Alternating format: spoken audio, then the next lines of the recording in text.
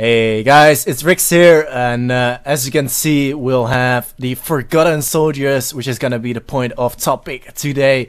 And to the right of me, it is g0bl, the LAN organizer for the LAN in Munich, which will be held at the 4th and 5th of March in the next year. That is 2017, of course.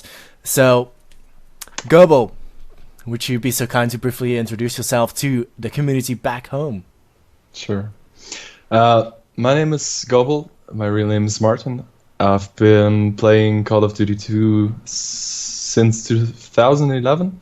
I'm a social worker living near Frankfurt, and 26 years old, and started to organizing this event like in the middle of this year. Yeah. So we're both old farts. That's good to hear. All right. So either way, I think a couple of questions that the community might want to ask you is, why did you start to organize LAN events? There have been a lot of people that tried, but some people were successful, some people that weren't. I won't mention names, of course. But why did you start? What is your drive behind organizing this LAN event? When I started playing CoD2 competitively, all the LANs which were successful were in eastern parts of Europe, and that means for especially like German guys or guys from the Netherlands, a lot of traveling, like more than 1,000 kilometers to get to the location where the event is. That's always, it's a pretty amount of money you have to spend in, and a lot of traveling. So at some certain point, I just came up with the idea, why shouldn't I try to organize a LAN in the middle of Europe, which I think Munich, where the LAN will be held, is an incredible spot. You can get there from Croatia, where a major part of the community is coming from, pretty easily. It's not so far, but you can also travel from Belgium or the Netherlands, for example, even by car or with cheap flights. So it took me like a year and a half to find a good location, to find good partnerships and sponsors to work with.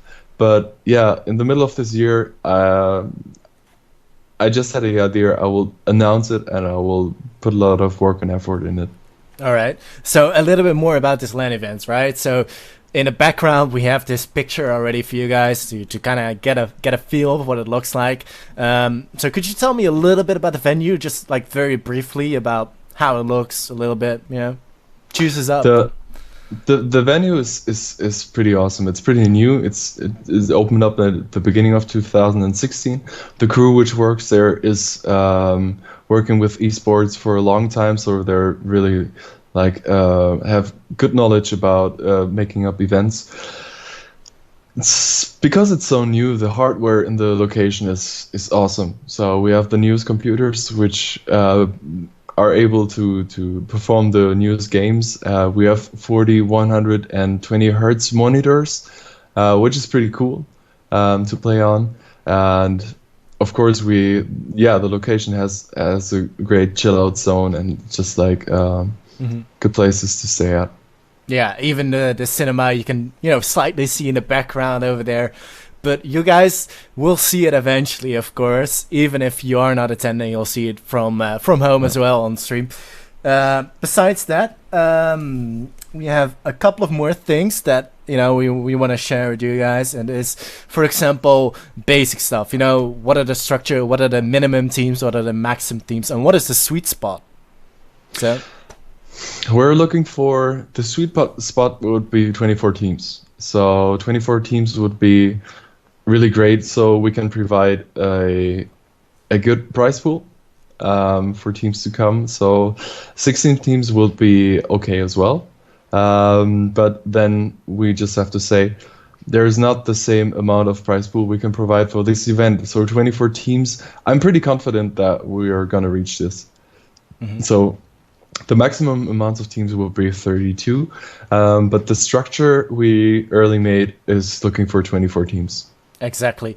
And just to briefly say this to you guys, for 24 teams, it would be 3 groups of 8 teams, which would mean 7 matches guaranteed of best of 1 for you guys. So you'll have value for money. That's the idea. Absolutely. Anyway, It is every team which will attend the Forgotten Soldiers LAN should have the opportunity to play as much as possible. So with groups of 8 teams, 7 matches are guaranteed for every team which comes. Yeah, exactly. And anyway, right. So a 6th map. That's what she said in the Cybergamer thread, right? So explain this to me. Why a 6th map? 5 maps are played like over and over and over again of Call of Duty 2, and that's okay. I like to play these maps as well. But for this event, it's just the basic idea to bring in a new factor. A lot of competitive games have to adapt to changes all the time. Like if you take Counter-Strike or if you take League of Legends, there's always something new up. And with this 6 map vote, we're trying to give an opportunity to teams to focus on something new, to make it a little bit more competitive when it comes to something new. See how fast and how good teams can adapt to new circumstances. All right, so I think that's a fair point. And talking about those custom maps, the idea also is to create a video every week. That's what we decide upon, and we don't know exactly how many custom maps we'll cover in those videos. Those videos are really just us walking around and, you know, kind of showing you guys the map. Of course, there's going to be a server available so you can check it out. The idea is that we'll post this video on Facebook as well as on YouTube. This video will also probably be on YouTube and Facebook for you to guys check it out. But talking about those custom maps, it will be every week. We'll post a new video of a new map, and it will be a simple yes or no question. Do you want this map to be included in the final voting? And that final voting means 3 maps, the top 3 of the yes and no, obviously, will be there. And then, obviously, viewers, players, whoever is a stakeholder in this event can vote on it. Of course, we want to have players vote count just a little bit more because they are the ones coming to the event and they are actually playing it. But that's the idea. The first map that we are going to cover is MP Port, and hopefully you guys will be there to watch it as well, because it's going to be me and Martin over there. And I think that for this video covers it pretty much all.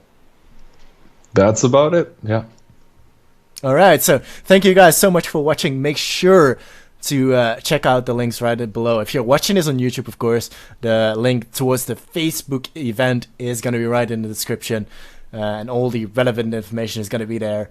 So I've been Rix together with Martin, and have a good day and see you next time. Cheers.